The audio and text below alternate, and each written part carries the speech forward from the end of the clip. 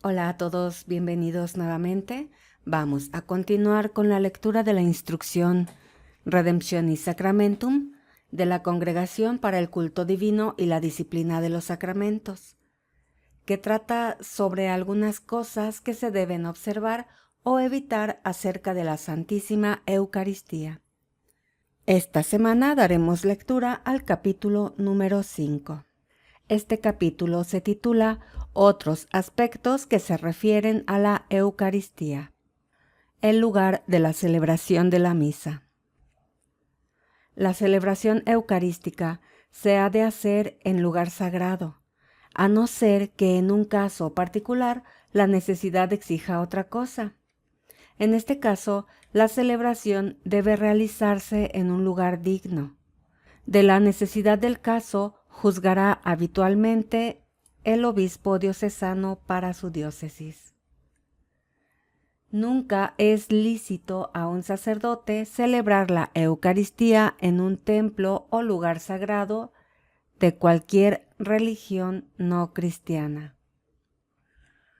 Diversos aspectos relacionados con la Santa Misa. Los sacerdotes, teniendo siempre presente que en el mismo misterio del sacrificio eucarístico se realiza continuamente la obra de la redención, deben celebrarlo frecuentemente. Es más, se recomienda encarecidamente la celebración diaria, la cual, aunque no pueda tenerse con asistencia de fieles, es una acción de Cristo y de la Iglesia, en cuya realización los sacerdotes cumplen su principal ministerio. En la celebración o concelebración de la Eucaristía, admítase a celebrar a un sacerdote, aunque el rector de la Iglesia no lo conozca, con tal de que presente cartas comendaticias de la sede apostólica o de su ordinario o de su superior, dadas al menos en el año, las enseñe o pueda juzgarse prudentemente que nada le impide celebrar. El obispo debe proveer para que desaparezcan las costumbres contrarias. La misa se celebra o bien en lengua latina o bien en otra lengua, con tal de que se empleen textos litúrgicos que hayan sido aprobados según las normas del derecho. Exceptuadas las celebraciones de la misa, que según las horas y los momentos, la autoridad eclesiástica establece que se haga en la lengua del pueblo. Siempre y en cualquier lugar es lícito a los sacerdotes celebrar el Santísimo Sacrificio en latín. Cuando una misa es concelebrada por varios sacerdotes, al pronunciar la plegaria eucarística, utilícese la lengua que sea conocida por todos los sacerdotes concelebrantes y por el pueblo congregado. Cuando suceda que entre los sacerdotes haya algunos que no conocen la lengua de la celebración y por lo tanto no pueden pronunciar debidamente las partes propias de la plegaria eucarística, no concelebren, sino que preferiblemente asistan a la celebración revestidos de hábito coral, según las normas. En las misas dominicales de la parroquia, como comunidad eucarística, es normal que se encuentren los grupos, movimientos, asociaciones y las pequeñas comunidades religiosas presentes en ella. Aunque es lícito celebrar la misa, según las normas del derecho, para grupos particulares, estos grupos de ninguna manera están exentos de observar fielmente las normas litúrgicas. Se reprueba el abuso de que sea suspendida de forma arbitraria la celebración de la Santa Misa en favor del pueblo bajo el pretexto de promover el ayuno de la Eucaristía contra las normas del misal romano y la sana tradición del rito romano. No se multipliquen las misas contra la norma del derecho, y sobre los estipendios obsérvese todo lo que manda el derecho. Los vasos sagrados. Los vasos sagrados que están destinados a recibir el cuerpo y la sangre del Señor se deben fabricar estrictamente conforme a las normas de la tradición y de los libros litúrgicos.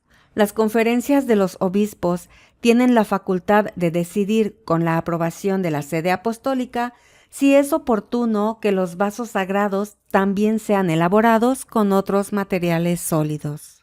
Sin embargo, se requiere estrictamente que este material, según la común estimación de cada región, sea verdaderamente noble, de manera que con su uso se tribute honor al Señor y se evite absolutamente el peligro de debilitar a los ojos de los fieles la doctrina de la presencia real de Cristo en las especies eucarísticas.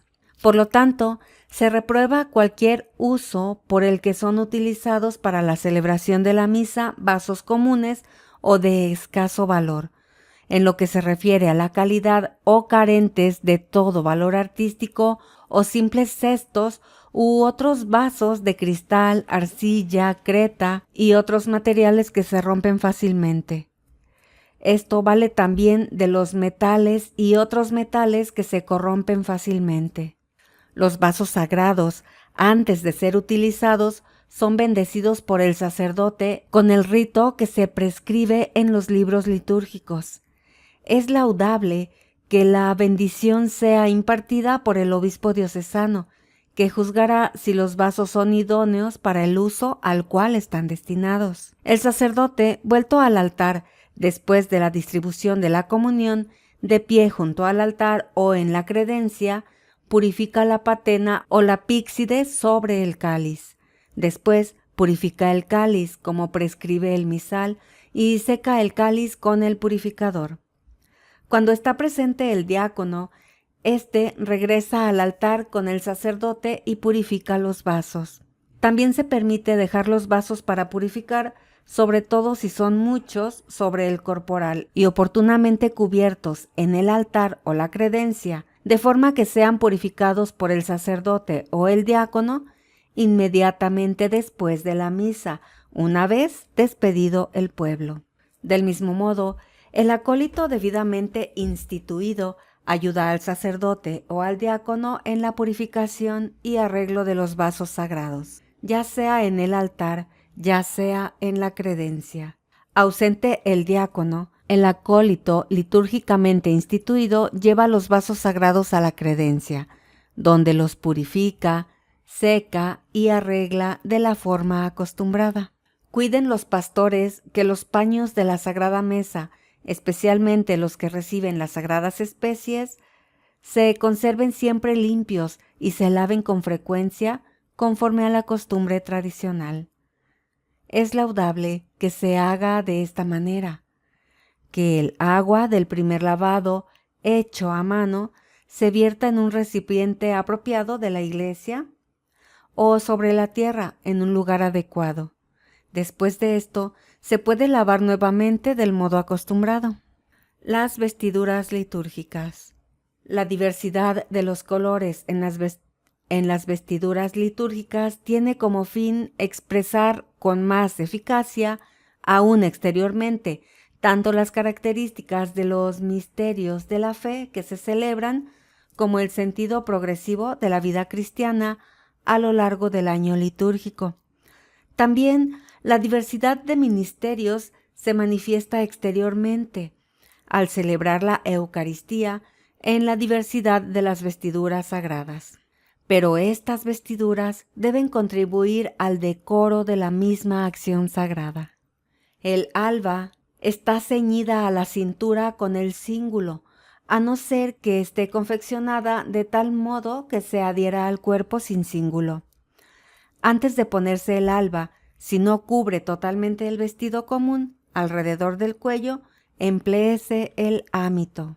La vestidura propia del sacerdote celebrante en la misa y en otras acciones sagradas que directamente se relacionan con ella es casulla o planeta, si no se indica otra cosa, revestida sobre el alba y la estola. Igualmente, el sacerdote que se reviste con la casulla, conforme a las rúbricas, no deje de ponerse la estola. Todos los ordinarios vigilen para que sea extirpada cualquier costumbre contraria.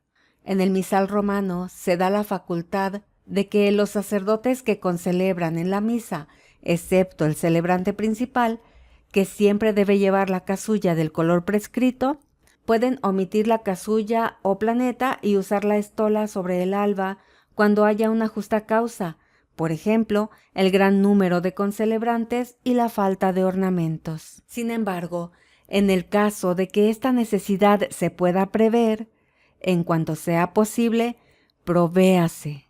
Los concelebrantes, a excepción del celebrante principal, pueden también llevar la casulla del color blanco, en caso de necesidad. Obsérvense, en lo demás, las normas de los libros litúrgicos. La vestidura propia del diácono es la dalmática, puesta sobre el alba y la estola.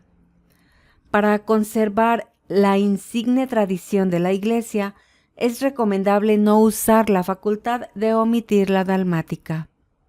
Se ha reprobado el abuso de que los sagrados ministros realicen la Santa Misa, incluso con la participación de un solo asistente, sin llevar las vestiduras sagradas, o con solo la estola sobre la cogulla monástica, o el hábito común de los religiosos, o la vestidura ordinaria contra lo prescrito en los libros litúrgicos.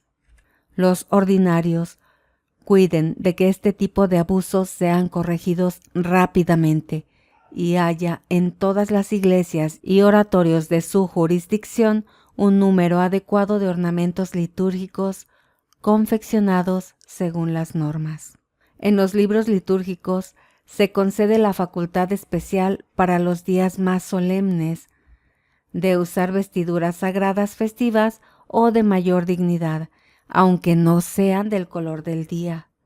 Esta facultad, que también se aplica adecuadamente a los ornamentos fabricados hace muchos años, a fin de conservar el patrimonio de la Iglesia, es impropio extenderla a las innovaciones, para que así no se pierdan las costumbres transmitidas y el sentido de estas normas de la tradición no sufra menoscabo por el uso de formas y colores según la inclinación de cada uno. Cuando sea un día festivo, los ornamentos sagrados de color dorado o plateado pueden sustituir a los otros colores, pero no a los de color morado o negro. La Santa Misa y las otras celebraciones litúrgicas, que son acción de Cristo y del pueblo de Dios jerárquicamente constituido, sean organizadas de tal manera que los sagrados ministros y los fieles laicos, cada uno según su condición, participen claramente. Por eso, es preferible que los presbíteros presentes en la celebración eucarística, si no están excusados por una justa causa, ejerzan la función propia de su orden, como habitualmente, y participen, por lo tanto, como concelebrantes revestidos con las vestiduras sagradas. De este modo, lleven el hábito coral propio o la sobrepelliz sobre la vestidura talar. No es apropiado, salvo los casos en que exista una causa razonable, que participen en la misa en cuanto al aspecto externo, como si fueran fieles laicos. Ya terminamos con la lectura del capítulo 5, estuvo muy cortito. La siguiente semana continuamos con la ayuda de Dios, la lectura del capítulo 6, que se titula La reserva de la Santísima Eucaristía y su culto fuera de la misa. Gracias por acompañarme, sigamos leyendo juntos esta instrucción Redemptionis Sacramentum sobre algunas cosas que se deben observar o evitar acerca de la Santísima Eucaristía.